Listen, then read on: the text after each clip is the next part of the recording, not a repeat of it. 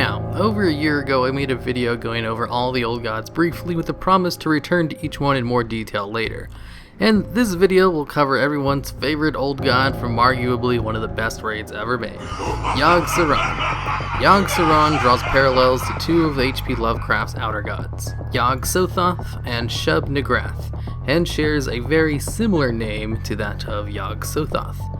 Yogg Sothoth is heavily implied to be omniscient, meaning he knows everything that has ever happened and will happen. He's also thankfully locked outside of the universe, but even so, he can see all of space-time at once, and there are no secrets hidden from him. Shub-Nigrath is also an outer god and is probably the model Blizzard used to make Yogg Saron's body. Shub-Nigrath is said to be a black, cloudy mass that sprouts tentacles and slime-dripping mouths with small creatures constantly being spat out, similar to the Faceless Ones. Shub-Nigrath is also probably the model for another old god as well, but I'll go over that at another time. Now, on to Yogg himself.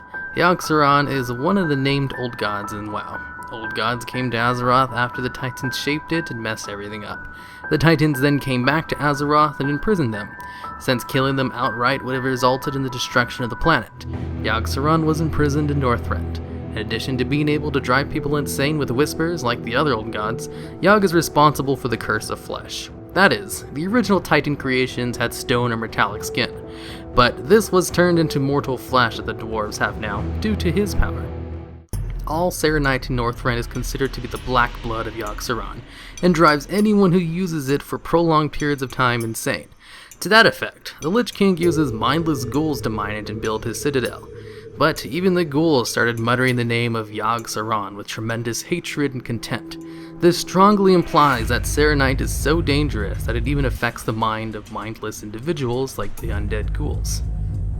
The Faceless Ones created by Yogg strongly resemble the creatures created by Shub-Nigrath, except Yogg's Faceless Ones have blood of Saronite, which makes it dangerous to kill them. The place Yogg was imprisoned, Ulduar, is likely a reference to the elder god Ulthar. Not much is known about Ulthar, other than the fact that he was sent to Earth to keep watch over the Great Old Ones. But there is a short story about a town of Ulthar, in which there is a law that strictly forbids the killing of cats. This is most likely referenced in the Arya fight, where you can get an achievement for not killing any of her cats. The official Ulduar intro gives a nice little backstory to Ulduar. For millennia, Ulduar has remained undisturbed by mortals, far away from their concerns and their struggles. Yet, since its recent discovery, many have wondered what the structure's original purpose may have been. Some thought it a city, built to herald the glory of its makers.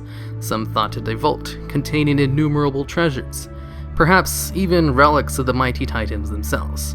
Such speculations were wrong. Beyond Ulduar's gate lies no city, no treasure vault, no final answer to the Titans' mysteries. All that awaits those who dare set foot in Ulduar is a horror even the Titans could not, would not destroy, an evil they merely contained. Beneath ancient Ulduar, the old god of death lies, whispering. Since discovering Ulduar in Storm Peaks, adventurers have journeyed to the Titan City to learn more about the mysterious pass. Further exploration has revealed the magnificent complex is above a prison intended to permanently confine the old god of death, Yogg Saron. This ancient horror has corrupted its guards and is now breaking through the last of its restraints. Faced with the peril of Yogg Saron's imminent freedom, a band of mortals have made preparations for a sweeping assault on the city. Overcoming the legions of iron minions and towering defenses at the city's entrance will take tremendous strength. But even that great victory may not be enough to overcome the madness that dwells below. After corrupting Loken, who then helped Yogg corrupt the other watchers of his prison, he tried his hand at an escape, and thanks to a band of adventurers and the uncorrupted watchers helping, was able to stop that and push him back down. Not killing him, I might add, since you can't really kill an old god.